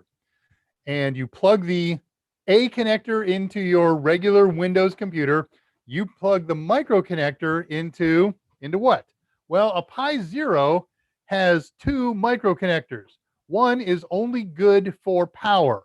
It's not a real USB. It just has a red wire and a black wire, and you power it. But the other one is a USB port. And more to the point, it's a gadget USB port. Usually a USB port on a computer says, I'm going to hook myself up to a peripheral, a printer, a hard drive, a flash drive, whatever, some USB device. But if it's gadget mode, it works in reverse. It says, I will turn this device into a peripheral. Depends on the software and the drivers that you have as to what kind of peripheral it can be. And then you can access it as a peripheral by connecting it to another computer. So a couple simple steps that you have to do to the micro SD card. And it's on the FAT32 partition. So that's kind of cool. You take it out of your Pi Zero, you put it into your Windows machine, you access the E drive or the D drive or the M drive, whatever the FAT32 partition is, and you do a couple quick edits, make a quick file and edit a quick file, and then it's done. And then there is a configuration that you set up on your Windows machine to say, I'm going to use this external device in this way, and you hook them together, and now your keyboard and your mouse and your monitor are using that connection as an Ethernet card, basically. So instead of it having an Ethernet port, a real native Ethernet port, we're going to fake USB into being Ethernet. It's really cool. And that's what I'm going to do. It sounds complicated. It's not. It's very, very simple.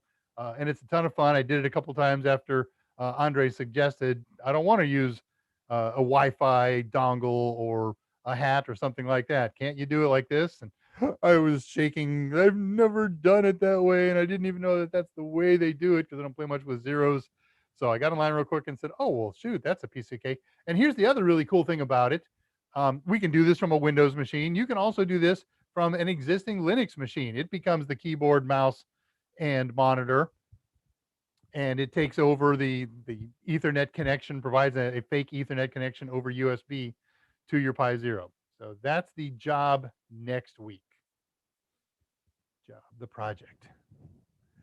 Man, I hate doing a project announcement on the end of the show because that means I'm committed. I can't research over the weekend and say, "Oh no, this would be cool."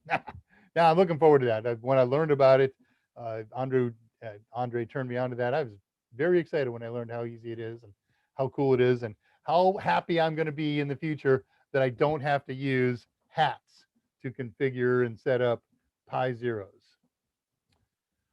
I agree with you, Andrew. 343. This is going to be awesome. I'll spend time with the router this weekend and learn how to monitor it. That's cool. Reading questions. 344. Tolowitz talks to Scott. Scott laughs back. Alex laughs back. And this is the way. Are you watching Mando, Scott? I mean, we know it's not even in production for a year, but were you watching that when it was in production and will watch again? I got mixed feelings. I'm not happy about the politics that they went through, but the show is so good that I might have to put my ethics aside. And I'm giving directions when someone is driving and they miss the turns. That was the way. Stop reading Tolowitz puns, Dave. Either my revolver or one of the pistols. Okay. And that gives me to the end of this. All right. Watching it again. Yeah, I will probably, if I decide to watch it again, I will binge the last at least one season to sort of get myself back in the mix. Hey, well, tell you what, I'm done here. I don't see any new questions popping up. I'm going to take a mic mode and close things off a little bit early. I've been watching YouTube live streams and other streams, learning to improve my craft. And I didn't do it at all this week, but I will start now. You do the same thing when you're watching news or whatever. You'll note that the moderator, the speaker, every now and again interrupts, especially if you're doing an interview, talking with Dave Rush, the senior instructor at Total Seminars. So I'm going to add that in every now and again, just for the people who are watching on the archive who missed that very beginning intro, not because I need to hear my name so frequently. I do. But we'll close this thing off then with good wishes for everyone, quick healing for Andre, and anybody else that you know who's got the thing. Do whatever it takes. Let's fight this thing. And hopefully, man, let's get this thing done by fall and get things back to normal. I am looking forward to getting back to the office, not because I love the office so much. I do. It's a cool place to go. But I miss getting personal with Scott and Mike and Michael Smyer, who you've met, and Kathy. And we talk on the phone and we talk on Teams and we talk on Zooms. But, you know, meeting up in the break room. Somebody brought in donuts today. I miss all that stuff. We got a good handful of somewhere between 10 and 15 people, depending on contractors and things like that. And I love socializing here at the house with my wife and my son when he's home from school. But that's it, man. My social circle has severely shrunk. So looking forward to getting all this stuff behind us. Anything last questions here popped up before I do the big wave? Oh, you know what? I'm going to be smart today. This is going to be so cool. Yes. Thank you, everybody, for participating. Thank you, Mike Meyers, for this time here. Thank you, Scott. Man, his research behind the scenes, he's answering questions directly to you, and he's doing this all while he's writing Network Plus. Can't thank you enough, Scott. I appreciate it. And of course, we mostly thank you guys. This doesn't happen with you. If you're still interested, we keep doing this. If this dries up and you get bored with it, then we'll close it down. But for the moment, I have no intention of ever shutting this down. If Mike says shut it down, we'll shut it down and I'll open it up my own hours. I love doing this.